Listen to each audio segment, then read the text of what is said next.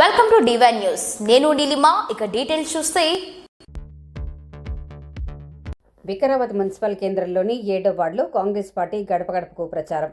వికారాబాద్ జిల్లాలోని 7వ వార్డుకు మున్సిపల్ అభ్యర్థిగా పోటీ చేస్తున్న కొప్పుల రామకృష్ణ పార్టీకి మద్దతుగా వికారాబాద్ మున్సిపల్ ఇన్ఛార్జ్ సురేష్ సుభాన్ యాదవ్, రాములు యాదవ్, షరీఫ్, అలాగే 7వ వార్డుకు సంబంధించిన గుడిపల్లి, చిట్టంపల్లి గ్రామస్తులు భారీగా తరలివచ్చి ప్రచారాలు చేశారు. మద్గుల్ చిట్టంపల్లి 7వ వార్డ్ అభ్యర్థిగా నా పేరు రామకృష్ణారెడ్డి. ఇక్కడికి వచ్చినటువంటి కాంగ్రెస్ పెద్దలు అందరికీ పేరు పేరున అందరికీ, మరియు చిట్టంపల్లికి వెళ్ళి వచ్చిన మహిళలు, గుడిపల్లి కార్యకర్తలు మరియు ఓటర్ మహాశయులు అంటున్న పెద్దలందరికీ కూడా నమస్కారం తెలుసుకుంటున్నా. ఇంకోటి ఏంటంటే, మన గ్రామానికి వచ్చినటువంటి ఈ అధ్యక్షులు, పెద్ద ఉపాధ్యక్షులు మరియు మన ప్రసాదన్న పంపించినటువంటి రాములన్న కానీ వీళ్ళందరికీ కూడా ప్రత్యేకంగా ముక్తార్ షరీఫ్ మా పక్క విలేజ్ కాబట్టి ఆయనను కూడా ఇక్కడ రావాల్సిందిగా కోరుకుంటున్నాం. ముక్తార్ రోజు 11వ తారీఖు రోజు పొద్దున్న నుంచి 7 గంటల నుంచి 5 గంటల వరకు ఉంటుంది. తప్పకుండా మీరు ఎవరైనా పోయి 2వ నంబర్లా ఉంటుంది చేయి గుర్తుకు ఓటేసి భారీ మెజార్టీతో గెలిపించాలని కోరుకుంటున్నాం. ఇప్పుడు నేను కూడా గతంలో టీఆర్ఎస్ ప్రభుత్వంలోనే ఉన్నాను. ముక్తార్ షరీఫ్ అప్పుడు ఏం జరిగింది, ఇప్పుడు అప్పుడు డబుల్ బెడ్రూమ్ అని ఒక్క డబుల్ బెడ్రూమ్ ఎవరికి కూడా ఇవ్వలేదు.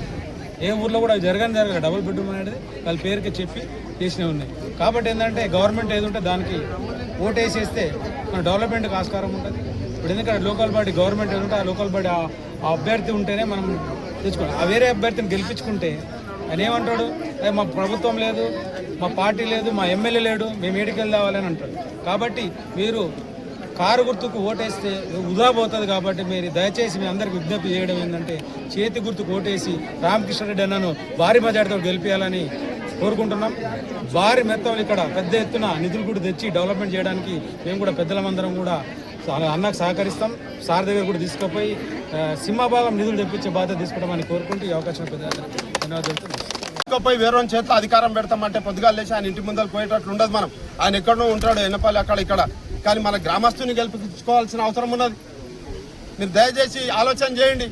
మంచికి చెడుకు రావాలంటే రామకృష్ణారెడ్డి నిమిషాల మీద ఉరికితోస్తాడు, మన అనుకూలంగా ఉంటాడు. ఎక్కడనో ఉండేటోని ఆ రియల్ ఎస్టేట్ చేసేటోని తీసుకొచ్చి మన గ్రామస్తు కౌన్సిలర్ చేసుకుంటే మన అభివృద్ధి జరగదు. కాబట్టి ఇక్కడ ప్రసాద్ కుమార్ గారు ఉన్నారు, ఎమ్మెల్యేగా ఉన్నారు, వాళ్ళ కూతురే ఇక్కడ చైర్మన్ అవుతుంది. కాబట్టి ప్రత్యేకంగా అత్యధిక నిధులు తీసుకొచ్చి ఈ గ్రామాన్ని అభివృద్ధి చేసే బాధ్యత కూడా రామకృష్ణారెడ్డి తీసుకుంటాడు. కాబట్టి మీరు దయచేసి ఆలోచన చేయండి.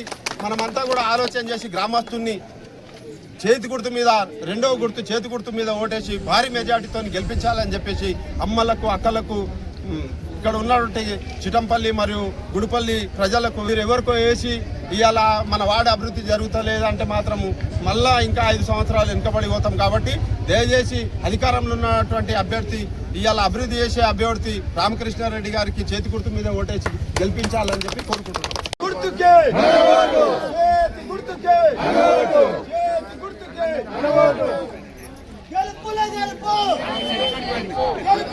లేటెస్ట్ అప్డేట్ కోసం ఇప్పుడే మా ఛానల్ ని లైక్ చేయండి, షేర్ చేయండి, సబ్స్క్రైబ్ చేసి గంట సింబల్ ని క్లిక్ చేయండి.